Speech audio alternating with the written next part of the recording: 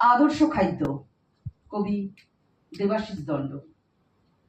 আদর্শ খাদ্যের উদাহরণ কেউ দিতে পারবে? হ্যাঁ স্যার, টুকু টুকু পাইতে পারি, অল্প টেরাই করব। বল।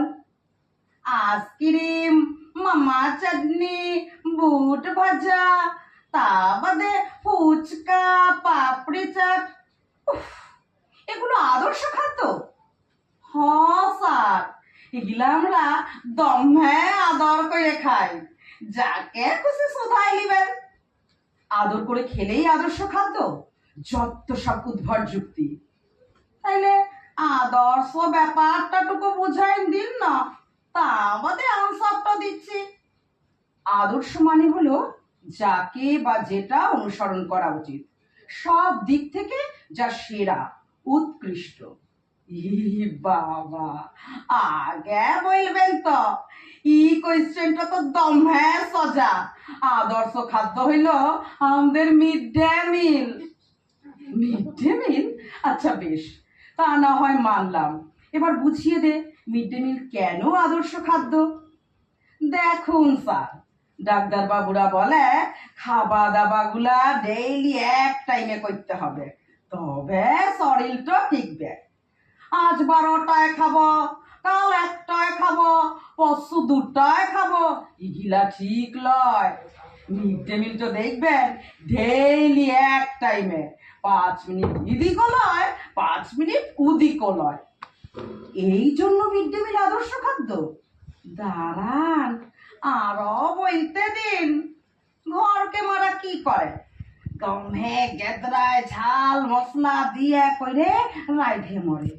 ওই তেল ঝাল খাইয়ে সব লোকের পেট ভুটভাট করতে থাকে। গ্যাস অম্বল একবার ধরলে আর ছাইতে খুঁজে নাই। মিড ডে মিলে ইমন হিসাব করে তেল মশলা দিয়া হয়, কি বলবো স্যার, পেট মরার পাড়া পড়ে থাকে, লাফালেও আওয়াজ বিরাবে নাই। এই জন্য মিড ডে মিল আদর্শ খাদ্য। আহা, দাঁড়ান না স্যার, আরো বলতে দিন। আচ্ছা বাবা, বল বল। ডাক্তার বাবুরা বলে ব্যালেন্স ফুড খেতে হবে। মিড ডে মিলের ভিতরে এই ব্যালেন্সের সার্কাসটা দেখতে পাবেন। কিরকম? ইয়াকে বলে মোটু পাতলু ব্যালেন্স। দেখবেন চালটা যেমন মোটা, ডালটা তেমন পাতলা। আচ্ছা আচ্ছা, এই জন্য মিড ডে মিল আদর্শ খাদ্য। দাঁড়ান না স্যার, আরো বলতে দিন। কমসে কম 3-4টা কারণ দেখাইতে নাই পাইলে আদর্শ খাদ্য বললে মানবেন কেন? বল বাবা, বল বল। আমাদের ঘরের মা দিদিমা গিলা তো রাইতেই জানে না ডিম তরকারি, গেরি পালং, খুকরা তরকারি এগুলা ইমন রাইতে এক একজনা 750 গ্রাম চালের ভাত খাইয়ে উল্টায় পড়ে থাকবে, পেট ফুলে আলু বস্তা।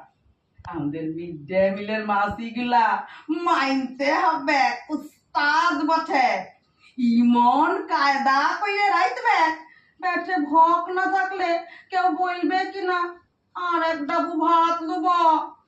অভারডোজ তো ঠিক লয় স্যার, বাংলায় একটা কথা আছে না, অতিরিক্ত ভক্ষণ দারিদ্রের লক্ষণ। বাপরে, তোর তোর তো দেখছি বেশ টনটনে বুদ্ধি। আমার একলা লয় স্যার, সব ছেলাগুলাকে দেখবেন দমে বুদ্ধি।